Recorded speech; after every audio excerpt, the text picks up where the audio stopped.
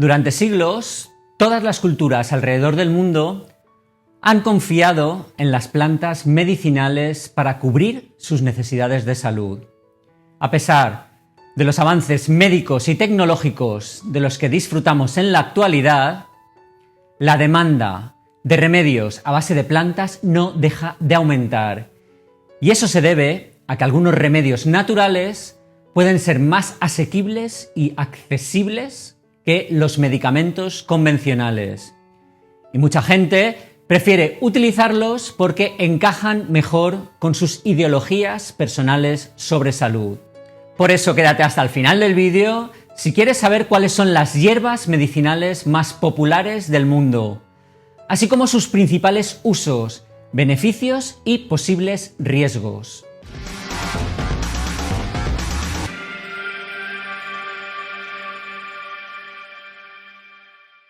Hola, soy Sento, ¿qué tal va la semana? Bien, supongo.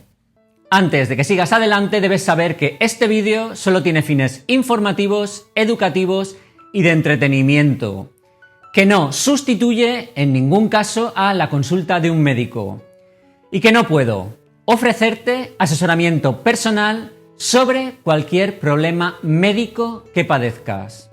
Entre tú y yo, saco vídeo nuevo todos los martes y viernes por una salud mejor. En primer lugar, la equinacia, que es una planta con flores originaria de América del Norte y que se ha utilizado durante siglos por parte de los nativos americanos para tratar heridas, quemaduras, dolor de muelas, dolor de garganta y malestar estomacal.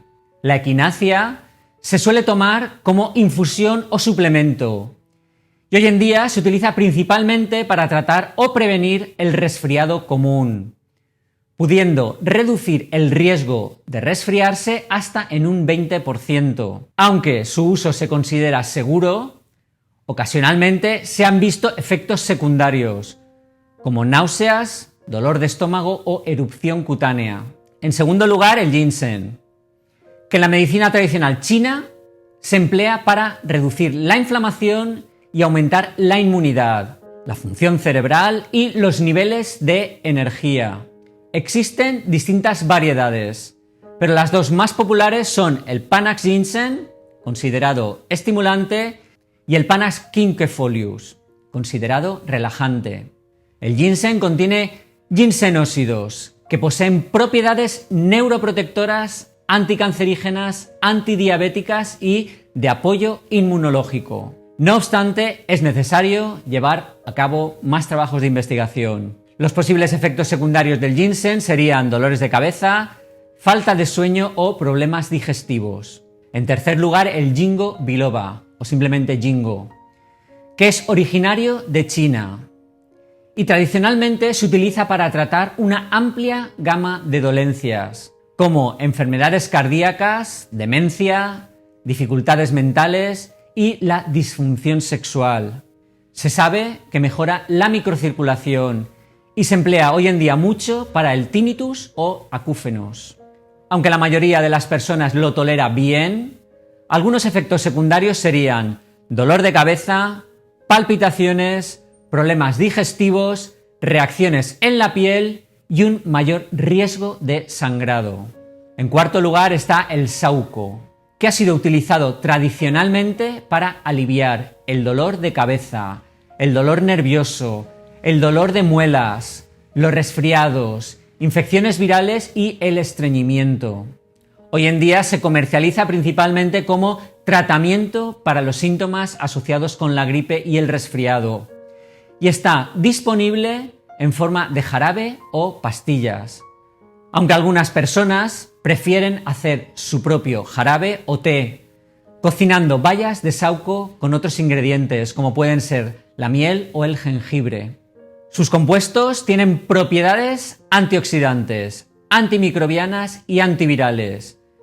Pero hace falta, como siempre, más investigación en humanos, aunque algunos estudios indican que la baya de saúco acorta la duración de las infecciones gripales. Los frutos verdes o crudos son tóxicos y pueden causar síntomas como náuseas, vómitos y diarrea.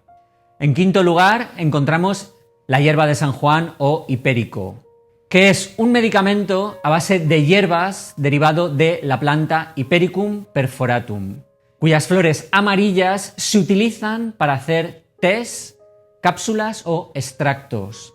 Históricamente se utilizó para ayudar a la cicatrización de heridas y aliviar el insomnio, la depresión y diversas enfermedades renales y también pulmonares. Hoy en día se utiliza principalmente para tratar la depresión de leve a moderada. Muchos estudios señalan que el uso a corto plazo de la hierba de San Juan es tan efectivo como algunos antidepresivos convencionales. Sin embargo, hay datos limitados sobre la seguridad o eficacia a largo plazo para las personas con depresión. En cuanto a efectos adversos, puede causar reacciones alérgicas, mareos, confusión, boca seca y aumento de la sensibilidad a la luz. Pero sí que interfiere con muchos medicamentos, como pueden ser los antidepresivos, los anticonceptivos, los anticoagulantes, los analgésicos o tratamientos contra el cáncer. Algunas interacciones farmacológicas de la hierba de San Juan pueden ser fatales, por lo que si tomas algún medicamento recetado, consulta con tu médico antes de usar la hierba de San Juan. En sexto lugar está la cúrcuma, que es una planta que pertenece a la familia del jengibre y que ha sido utilizada durante miles de años tanto en la cocina como en la medicina, y que recientemente ha reclamado el foco por sus potentes propiedades antiinflamatorias. La curcumina es el principal compuesto activo de la cúrcuma. Puede tratar una serie de síntomas como son la inflamación crónica, el dolor, el síndrome metabólico y la ansiedad. Aunque se acepta como seguro, a dosis muy altas sí que puede provocar diarrea, dolor de cabeza o irritación de la piel. En séptimo lugar, el jengibre, que se puede comer fresco o seco y cuyas principales formas medicinales son el té o las cápsulas. Tradicionalmente se ha usado para tratar resfriados, náuseas, migrañas y presión arterial alta. Actualmente se recomienda para aliviar las náuseas asociadas con el embarazo, la quimioterapia y las operaciones médicas. El jengibre puede reducir el riesgo de formación de coágulos en la sangre y aunque en general es muy bien tolerado, a dosis altas puede causar leve acidez estomacal o incluso diarrea. En octavo lugar, la raíz de valeriana, que tradicionalmente se ha utilizado para inducir tranquilidad y sensación de calma. La raíz de valeriana se puede secar y consumir en forma de cápsula o infusión para hacer té, aunque tiene un olor y sabor horrible. Hoy en día se utiliza principalmente para tratar el insomnio y la ansiedad. La valeriana es normalmente segura, aunque puede causar efectos secundarios leves, como dolores de cabeza o problemas digestivos. No deberías tomarla si estás tomando otros sedantes. En noveno y último lugar, la manzanilla, que es una planta con flores, que es una de las plantas medicinales más populares del mundo y cuyas flores se emplean con mayor frecuencia para hacer infusiones. Pero las hojas también se pueden secar para preparar tés, extractos o compresas para uso tópico. Históricamente, la manzanilla se ha utilizado como tratamiento para las náuseas, la diarrea, el estreñimiento, el dolor de estómago, las infecciones del tracto urinario, las heridas y las infecciones de las vías respiratorias superiores. La manzanilla es segura para la mayoría de las personas, pero puede causar una reacción alérgica, especialmente si eres alérgico a plantas similares, como las margaritas o las caléndulas. Si estás pensando en tomar algún suplemento a base de plantas, es mejor consultar a un profesional de la salud para garantizar la dosis adecuada, comprender los posibles efectos secundarios y estar atento a las reacciones con otros medicamentos. Bueno, y esto es todo por hoy. ¿Conocías las propiedades de estas plantas medicinales? ¿Has tomado en alguna ocasión alguna de ellas? Cuéntanos tu experiencia en la cajita de los comentarios y si lo haces con la frase increíbles plantas medicinales, eso lo hará muy especial para mí, pues sabré que me apoyas y que te quedaste hasta el final. Y ahora llega el momento de ver los comentarios más destacados del vídeo, en el que os hablaba sobre los 7 beneficios inesperados del bicarbonato de sodio. Que si no lo has visto, puedes hacerlo ahora haciendo clic aquí con el botón derecho del ratón y abriéndolo en una pestaña nueva.